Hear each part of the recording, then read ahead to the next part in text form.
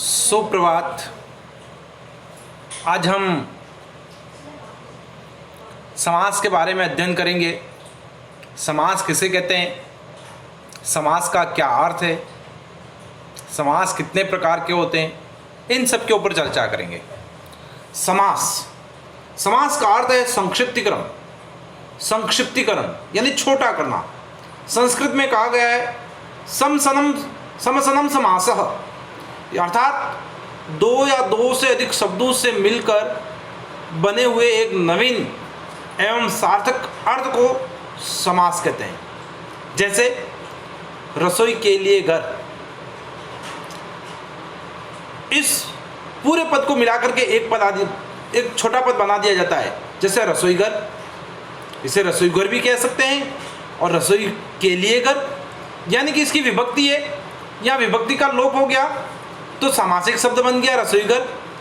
संस्कृत एवं अन्य भारतीय भाषाओं में समास का बहुतायत में प्रयोग होता है। संस्कृत के शब्द होते हैं वो सामासिक शब्द होते हैं, छोटा करके उन्हें प्रस्तुत किया जाता है। समास की परिभाषाएं। समास के नियमों से निर्मित शब्द सामासिक शब्द कहलाता है। अब सामासिक शब्द क्या है? समास के नियमों से निर्मित शब्द होता है उसे सामासिक शब्द कहते हैं। इसे समस्त पद भी कहते हैं। समास होने के बाद विभक्तियों के जो चिन्ह हैं यानी जो परसर्ग हैं वो लुप्त हो जाते हैं। जैसे राजपुत्र, यानी कि ये राजपुत्र का राजा का पुत्र, सामासिक विग्रह, यानी कि जो का है, जो परसर्ग है, राजा का पुत्र का लोप हो जाता है तो ये समास बन जाता है, सामासिक शब्द बन जाता है, संक्षिप्तीकरण हो जाता है तो ये बन जाता है राजपुत्र। और समास विग्रह क्या होता है? सामासिक शब्दों के बीच के संबंधों को स्पष्ट करना सामासिक विग्रह कहलाता है। अब जैसे राष्ट्रपति है, अब राष्ट्रपति को स्पष्ट करना कि राष्ट्रपति होता क्या है? राष्ट्र का पति, यानी कि उस राष्ट्र का स्वामी है, राष्ट्र का पति है, तो ये सामासिक विग्रह है। जैसे राजा का पुत्र, राजपुत्र का हमने विग्रह किया, राजा का पुत्र बन गया राजपुत्र से, तो हर पद का सामासिक विग्रह होता है। अब आती है बात कि समास में कितने पद होते हैं। एक पूर्व पद होता है, एक उत्तर पद होता है। पूर्व पद यानी जो पद पहले आता है उसे पूर्व पद कहते हैं और जो पद बाद में आता है उसे उत्तर पद कहा जाता है। समास में दो पद होते हैं, पहले पद को पूर्व पद और दूसरे पद को उत्तर पद कहते हैं। जैसे गंगाजल, इस गंगाजल में गंगा है जो पूर्व पद है, प्रथम पद है, और जल है जो उत्तर पद है। कम शब्दों का प्रयोग करके अधिक अर्थ को प्रकट करने को ही समास कहते हैं। यानी कि कोई बड़ी बात है उसको संक्षिप्त में कहना, छोटे रूप में कह देना, वही समास है।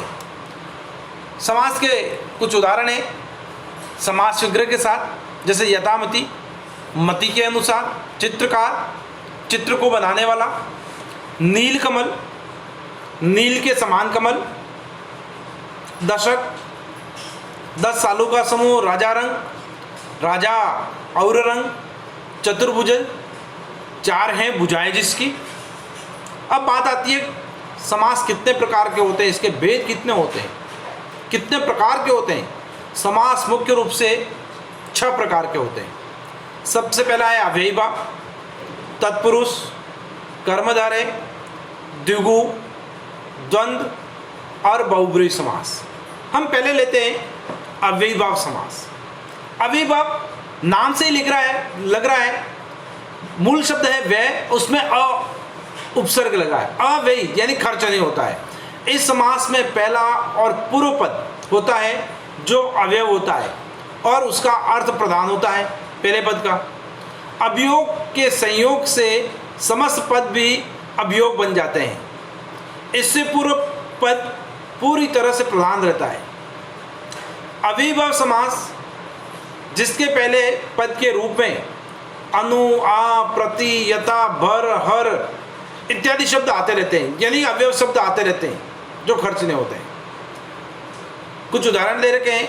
अनजाने यानी बिना जाने, अप्रत्यक्ष आँख के पीछे प्रत्येक और एक, बेरहम बिना रहम के, आजीवन जीवन भर, यथा सामर्थ्य सामर्थ्य के अनुसार, यथाशक्ति शक्ति के अनुसार, यथाविधि विधि के अनुसार, यथाक्रम क्रम के अनुसार, भरपेट पेट भरकर, हर रोज रोज रोज, हाथों हाथ हाथ ही हाथ में, रातों रात रात ही रात में, प्रतिदिन प्रत्येक दिन, निडर डर के बिना, निस्संदेह संदेह के बिना, प्रतिवर्ष हर वर्ष। इस प्रकार ये उदाहरण दे रखे हैं। अविभाव समास के बाद आता है हमारे पास तत्पुरुष समास। जिन शब्दों में उत्तर पद प्रदान होता है, देखो अविभाव समास में कुछ अलग था, यहाँ क्या है, प्रथम पद प्रदान नहीं है, यहाँ उत्तर पद है, दूसरा पद है जो मुख्य, उत्तर पद प्रदान है और प्रथम पद गौण होता है। प्रथम पद को कम महत्व दिया जाता है, लेकिन उत्तर पद होता है जो खास होता है, मुख्य होता है, प्रधान होता है। साथ ही साथ उत्तर पद की प्रधानता होती है और उन शब्दों को तत्पुरुष समास कहते हैं। जहाँ पे उत्तर पद की प्रधानता होती है उसे तत्पुरुष समास कहा जाता है। इस प्रकार के शब्दों के माध्यम से समास करते वक्त बीच की विभक्ति का लोप हो जाता है। जो बीच की विभक्ति आती है वो लोप हो जाता है समासिक शब्द में। तत्पुरुष समास के अंतर्गत आने वाले कुछ शब्द जैसे को, से, के लिए, का इत्यादि हैं, ये जो परसर्ग हैं, ये परसर्ग हैं, इनका लोप हो जाता है, नहीं ये गायब हो जाते हैं। जैसे देश को धोखा देने वाला देशद्रोही है, देशद्रोही का विग्रह किया, देश को धोखा देने वाला। स्वयं को मारने वाला आत्मघाती, मांस को खाने वाला मांसाहारी, गाड़ी को चलाने वाला गाड़ी वाला। इस प्रकार तत्पुरुष समास के भेद भी है। जैसे कारक के भेद हैं, संबंध तत्पुरुष है, कर्ता ने कर्म को करण से, संप्रदान के लिए अपादान से पृथक। इस प्रकार कारक के अनुसार तत्पुरुष के भी भेद हैं, कारकों के परसर्ग के अनुसार। फिर आता है कर्मधारय समास। कर्मधारय समास ऐसा समास वाक्य जिसका पहला पद विशेषण और दूसरा पद विशेष होता है। पहला विशेषण होता है, दूसरा विशेष्य होता है, एवं पूर्व पद एवं उत्तर पद में उपमान और उसमें उपमेय और उपमान का संबंध होता है, उसे कर्मधारय समास कहते हैं। एक पद है जो दूसरे पद की विशेषता बताता है। इस समास में उत्तर पद यानी दूसरा पद है जो प्रधान रहता है और वाक्य का विभाजन करता है, उससे बांटते हैं। उस समय दोनों पदों के बीच यानी के समान, जो, रूपी इत्यादि शब्दों का प्रयोग होता है, यानी कि कहीं कहीं समानता बताई जाती है। जैसे उदाहरण दिए नीलकमल यानी कि नील के समान कमल। पीतांबर पीला है जो अंबर, या पीत है जो अंबर, पीले वस्त्र पीतांबर।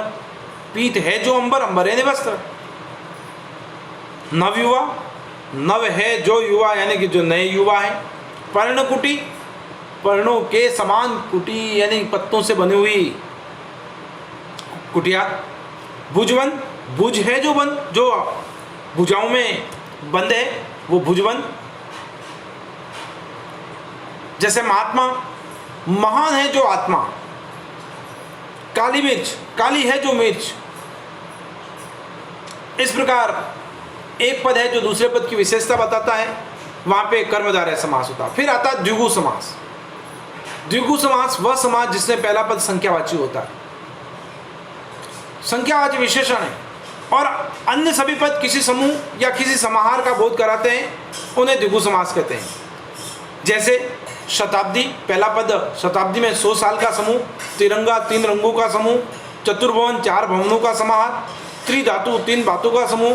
त्रिदेव, त्रिनेत्र, चौराहा, षडानन, दशानन। सप्तपदी, ये सब हैं। जैसे पंजाब, जो यानी पहली संख्या संख्यावाची है और कई समाहार या समूह का बोध कराते हैं, वहाँ पे द्विगु समास होता है। फिर आता है द्वंद्व समास। ऐसे समास ऐसे समास शब्द जिनमें समस्त या दोनों पद प्रधान होते हैं, यानी दोनों पद बराबर होते हैं, उत्तर पद और पूर्व पद। पूर्व पद का भी उतना ही महत्व है जितना उत्तर पद का महत्व है, यानी कि दोनों की महत्वता बराबर है। दोनों पदों को जब मिलाते हैं और अथवा या एवं इत्यादि योजक शब्दों का उपयोग किया जाता है। जैसे उदाहरण दिए माता पिता, माता और पिता, रात दिन, दिन रात, दिन और रात, दाल रोटी, दाल और रोटी, राजा प्रजा, राजा और प्रजा, भूल चूक, भूल और चूक, धरती आकाश, धरती और आकाश, दाल बाटी, दाल और बाटी, यानी कि दोनों पद है, दोनों को बराबर महत्व दिया है, दोनों समान है, वहाँ द्वंद्व समास होता है। फिर आता है अंत में बहुब्रीहि समास।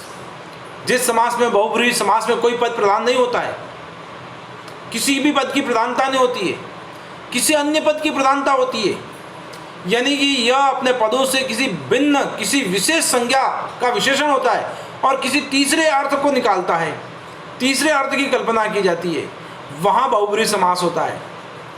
जैसे चतुर्भुज, चार हैं भुजाएं जिसकी, चार भुजाएं किसकी हैं? विष्णु की।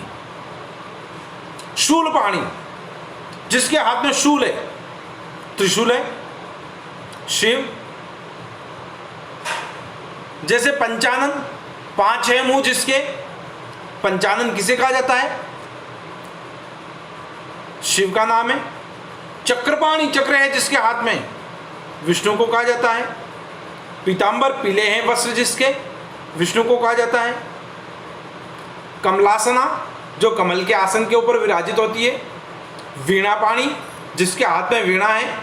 इस प्रकार दशानन, जिसके 10 हैं मुंह जिसके, तीसरा अर्थ निकल रहा है रावण लंबोदर, लंबा है उदर जिसका।